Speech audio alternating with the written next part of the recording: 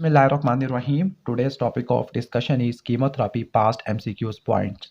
तो आज की इस वीडियो के अंदर कीमोथेरेपी के पास्ट एमसीक्यूज को डिस्कस करते हैं। तो पहला है कि साइफिलिस के लिए ड्रग और चॉइस होती है बेंजाइल पेनिसिलिन या बेंजेथिन पेनिसिलिन जी होती है, और पेनिसिलिन के अलावा जो अल्टरनेटिव ड्रग है वो टेट्रासाइक्लिन होती है। इसके बाद बारी है स्टेफिलोकोकस ऑरियस की। अगर स्टेफिलोकोकस ऑरियस सेंसिटिव है तब इस केस में आपने मेथिसिलिन, नेफिसिलिन और ऑक्सासिलिन अप्लाई करना है। मेथिसिलिन को आप यूज़ नहीं करते क्योंकि इसकी वजह से नेफ्रोटॉक्सिटी होती है, इंटरस्टिशियल नेफ्राइटिस आता है। अगर वो नेफिसिलिन ऑक्सासिलिन से रेजिस्टेंट है तब इस केस में उसको मर्सा कहते हैं, और जो मर्सा होता है उसको ट्रीट करने के लिए वैनकोमाइसिन है। अगर वैनकोमाइसिन से भी रेजिस्टेंस आ जाती है तब आपने डेप्टोमाइसिन, लिनाजोलाइड और क्यूनोपोरिस्टिन, टाल्फोपिरिस्टिन वगैरह यानी स्ट्रेप्टोग्रामिन की तरफ जाना है। मेनिंजाइटिस के लिए ड्रग और चॉइस कौन सी होती है? सेफ्ट्रियाक्सोन होती है। ठीक हो गया। हालांकि मेनिंजाइटिस के लिए सबसे पहले ड्रग यूज़ की जाती है वो पेनिसिलिन जी होती है, फिर हम सेफ्ट्रियाक्सोन वगैरह की तरफ आते हैं।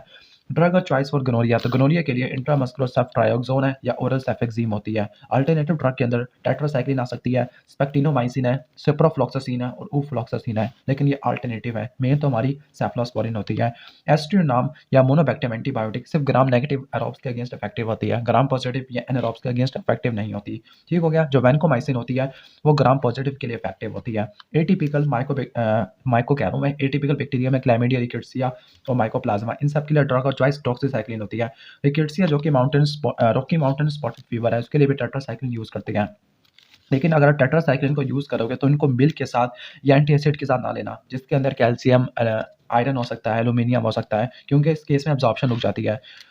इसके बाद है जो कॉर्निबैक्टीरियम डिप्थीरियाई के लिए ड्रग और चॉइस एरिथ्रोमाइसिन होती है। क्लोरामफेनिकोल की वजह से ग्रे बेबी सिंड्रोम हो जाता है, क्योंकि आपको पता है कि जो इन्फेंट के अंदर ग्लूकुरोनाइड ट्रांसफेरेज की एक्टिविटी ना होने के बराबर होती है। क्लोरामफेनिकोल की वजह से प्लास्टिक एनीमिया भी होता है, जिसको इडियोसिंक्रेटिक रिएक्शन बोलते हैं, जो अनयूजुअल रिएक्शन होता है। क्लिंडामाइसिन की वजह से सूडोमेम्ब्रेनस कोलाइटिस होता है। सूडोमेम्ब्रेनस कोलाइटिस को ट्रीट करने के लिए मेट्रोनिडाजोल है, वैनकोमाइसिन होती है, फिडोक्सामाइसिन होती है। ओके, ठीक हो गया। क्लिंडामाइसिन भी हम यूज नहीं, क्लिंडामाइसिन से तो होता है। एम्पिसिलिन की वजह से भी कोलाइटिस होता है। अमाइनोग्लाइकोसाइड का जो अपटेक सिस्टम है, ट्रांसपोर्ट सिस्टम है, वो ऑक्सीजन डिपेंडेंट होता है। That is why they are effective only aerobes. Aminoglycoside का क्यूरारी लाइक इफेक्ट होता है, यानी पैरालिसिस कर देते हैं। अमाइनोग्लाइकोसाइड को लोग डायूरेटिक के साथ मिला के नहीं लेते, क्योंकि इस केस में ऑटोटॉक्सिसिटी हो सकती है। स्ट्रेप्टोमाइसिन टीबी के लिए, टुलारीमिया के लिए, बुबोनिक प्लेग के लिए इस्तेमाल की जाती है। डॉक्सीसाइक्लिन लाइम डिजीज के लिए यूज की जाती है। सल्फोनामाइड की वजह से हाइपर सेंसिटिविटी हो जाती है, स्पेसिफिकली टाइप 4 हाइपर सेंसिटिविटी, जिसमें स्टीवन जॉनसन सिंड्रोम है, टॉक्सिक एपिडर्मल नेक्रोलाइसिस आ जाता है। सल्फोनामाइड की वजह से अगर स्पेसिफिकली एसिडिक यूरिन के अंदर सल्फोनामाइड प्रेसिपिटेट बनाती है, जिसकी वजह से क्रिस्टल यूरिया हो सकता है, हिमाचूरिया हो सकता है। इसको ट्रीट करने के लिए ज़्यादा वाटर यूज़ करते हैं। सेफ्ट्रीमोक्सासोल, कोट्रीमोक्सासोल है। कोट्रीमोक्सासोल के अंदर ट्राइमेथोप्रिम सल्फामेथोक्सासोल है। एड्स के अंदर टोक्सोप्लाज्मोसिस और न्यूमोसिस्टिस कैरिनी निमोनिया को ट्रीट करने के लिए इस्तेमाल करते हैं। इसके अलावा रिस्पायरेटरी यूरिनरी ट्रैक इन्फेक्शन है, उसको ट्रीट करने के लिए भी इस्तेमाल करते हैं। जो टाइफाइड होता है, साल्मोनेला टाइफी के जो उसके लिए ड्रग और चॉइस सिप्रोफ्लॉक्सासिन होती है। रिस्पायरेटरी फ्लोरोक्विनोन निमोनिया को ट्रीट करने के लिए इस्तेमाल होती है। ठीक हो गया। उसमें थर्ड जनरेशन आ जाती है, लाइक जैमी है, ओके, मॉक्सीफ्लॉक्सासिन आती है। लेकिन फ्लोरोक्विनोन को यूज़ करने की वजह से आर्थ्रोपैथी हो सकती है, ग्रोइंग कार्टिलेज डैमेज हो सकता है, टेंडिनाइटिस हो सकता है, टेंडन रैप्चर हो सकता है। न्यूमाइसिन और कानामाइसिन को टॉपिकली अप्लाई करते हैं या ओरली अप्लाई करते हैं, ताकि हम बॉल फ्लोरो को एलिमिनेट कर सके, गट को प्रिपेयर कर सके एब्डोमिनल सर्जरी के लिए। टीबी के अंदर डिफरेंट ड्रग्स के कॉम्बिनेशन को यूज़ करते हैं ताकि एफिकेसी को बढ़ा सके, रेजिस्टेंस को प्रिवेंट कर सके। आइसोनियाजाइड विटामिन B6 की डेफिशिएंसी करवा देती है, जिसकी वजह से पेरिफेरल न्यूरोपैथी है। पेरिफेरल न्यूरोपैथी में रेस्टलेसनेस है, इंसोम्निया वगैरह है, ट्विचिंग वगैरह है, ये देख लेना आप। आइसोनियाजाइड और रिफेम्पिन प्रोफाइलैक्सिस के लिए यूज़ की जाती है, लेकिन फर्स्ट चॉइस आइसोनियाजाइड होती है। रिफेम्पिन की वजह से जो सिक्रेशन होती है, चाहे वो सलाइवरी सिक्रेशन है, यूरिन है, टीयर सिक्रेशन है, सारी की सारी ऑरेंज हो जाती है। इथेम्ब्यूटोल की वजह से ऑप्टिक न्यूराइटिस होता है और रेड ग्रीन कलर ब्लाइंडनेस है। पिराजिनामाइड की वजह से पॉलीआर्थराल्जिया होता है। वेजाइनल और इसोफेजियल कैंडिडियासिस के लिए ड्रग और चॉइस फ्लूकोनाजोल होती है। क्रिप्टोकोकल मेनिंजाइटिस के लिए भी फ्लूकोनाजोल होती है। एम्फोटेरिसिन बी ड्रग और चॉइस होती है कोकाइडियोट्स के लिए।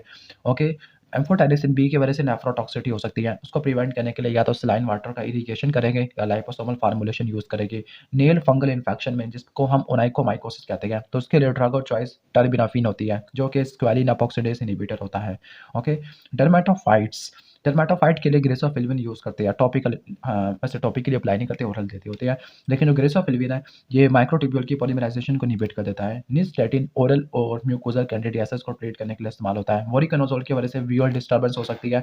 साइटोमेगालोवायरस रेटिनाइटिस को ट्रीट करने के लिए जेंसिक्लोविर है, जबकि साइक्लोविर हर्पीस सिम्प्लेक्स वायरस और वेरिसिला जोस्टर वायरस के लिए यूज़ की जाती है। ये साइक्लोवीर का साइड इफ़ेक्ट ये होता है कि ये बोन मैरो सप्रेशन तो नहीं कराती, लेकिन ये नेफ्रोटॉक्सिसिटी करवा देती है। एड्स वाले पेशेंट अगर ज़िडोविडिन यूज़ करती है, तो उसकी वजह से नीडल स्टिक इंजरी हो सकती है। ठीक हो गया? ओके। और जो प्रेग्नेंट वुमन होती है, ओके, ज़िडोविडिन का यूज़ होता है to prevent vertical transmission AIDS वाले के अंदर।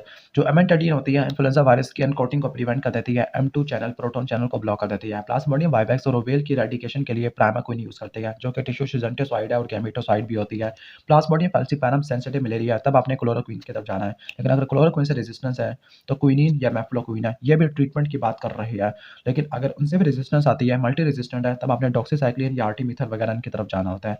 प्रोफाइलैक्सिस की बात करते हैं। पहले सेंसिटिव है तो क्लोरोक्वीन, रेजिस्टेंट है तो मेफ्लोक्विन, मेफ्लोक्विन से भी रेजिस्टेंट है तो डॉक्सीसाइक्लिन या मेलालोन इस्तेमाल करना है।